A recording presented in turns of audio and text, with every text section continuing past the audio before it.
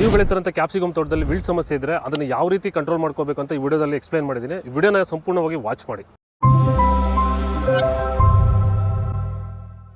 ನಮಸ್ತೆ, Shri Parisarama agri solution YouTube ಚಾನೆಲ್ಗೆ ಸ್ವಾಗತ. ವ್ಯವಸಾಯದ ಬಗ್ಗೆ ಹೆಚ್ಚಿನ ಮಾಹಿತಿಗಾಗಿ ನಮ್ಮ ಯೂಟ್ಯೂಬ್ ಚಾನೆಲ್ ಅನ್ನು ಲೈಕ್ ಮಾಡಿ, ಶೇರ್ ಮಾಡಿ, ಸಬ್ಸ್ಕ್ರೈಬ್ ಮಾಡಿ. ಸ್ನೇಹಿತರೆ ನಮಸ್ಕಾರ, ನಾನು ನಿಮ್ಮ ಮಂಜುನಾಥ್, ಶ್ರೀ ಪರಿಸರಮ ಅಗ್ರಿ ಸೊಲ್ಯೂಷನ್ಸ್ ವತಿಯಿಂದ. ಸೊ ನಾವಿವತ್ತು ವಿಸಿಟ್ ಮಾಡಿರೋಂಥ ತೋಟ ಬಂದ್ಬಿಟ್ಟು ಕ್ಯಾಪ್ಸಿಕಮ್ ತೋಟ. ಇದು ಬಂದು ಹೊಸಕೋಟೆ ತಾಲೂಕು ಚಿಕ್ಕನಹಳ್ಳಿ ಅಂತ ಒಂದು ಗ್ರಾಮ, ಬೆಂಗಳೂರು ಗ್ರಾಮಾಂತರ. ಸೊ ಇವತ್ತು ನಾವು ನಮ್ಮ ರೈತರಾಗಿರುವಂತಹ ಅನಿಲ್ ಅವರ ಈ ಕ್ಯಾಪ್ಸಿಕಮ್ ತೋಟಕ್ಕೆ ವಿಸಿಟ್ ಮಾಡಿದ್ವಿ. ಕಾರಣ ಇಷ್ಟೇ, ಇವರು ಲಾಸ್ಟ್ ಕಳೆದ 20 ದಿವಸದಿಂದ ನನಗೆ ಕಾಲ್ ಮಾಡಿದರು.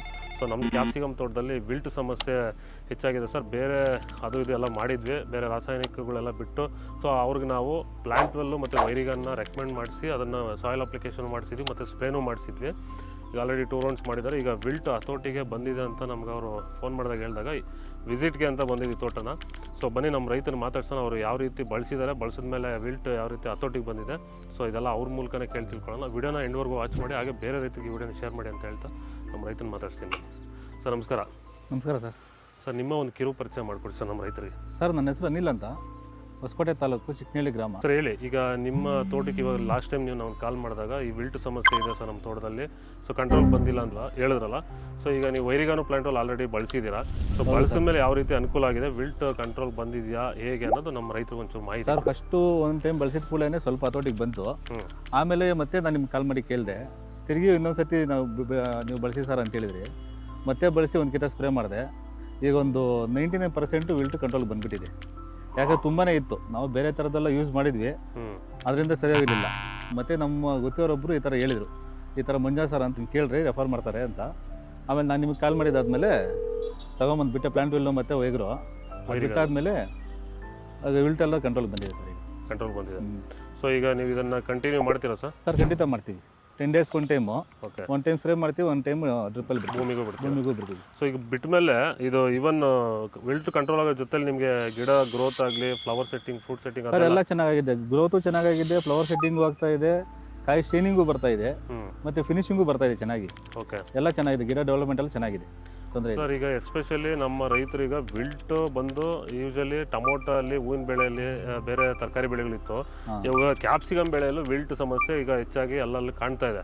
ಸೊ ಈ ಕ್ಯಾಪ್ಸಿಕಮ್ ಬೆಳೀತಾರಂತ ರೈತರಿಗೆ ವಿಲ್ಟ್ ಇದೆ ಅಂತಂದ್ರೆ, ಸೊ ಅವರು ವೈರಿಗಾನು ಮತ್ತೆ ಪ್ಲಾಂಟ್ ಎಲ್ಲ ಬಳಸ್ಕೊಂಡು ಖಂಡಿತ ಬಳಸ್ಬೋದು ಸರ್. ಖಂಡಿತ ಬಳಸಿದ್ರೆ ರಿಸಲ್ಟ್ ಅಂತೂ ಚೆನ್ನಾಗಿ ಬರುತ್ತೆ. ಅಂದ್ರೆ ಏನಂದ್ರೆ, ನಾನು ಗಿಡ ಹೂಣಿ ನಾಟಿ ಮಾಡಿದಾದ್ಮೇಲೆ ಒಂದು 2.5 ತಿಂಗಳಾದ್ಮೇಲೆ ನನಗೆ ಪ್ಲಾಂಟ್ ವೆಲ್ ಮತ್ತು ವೈರಿಗನ್ ಸಿಕ್ಕಿತ್ತು.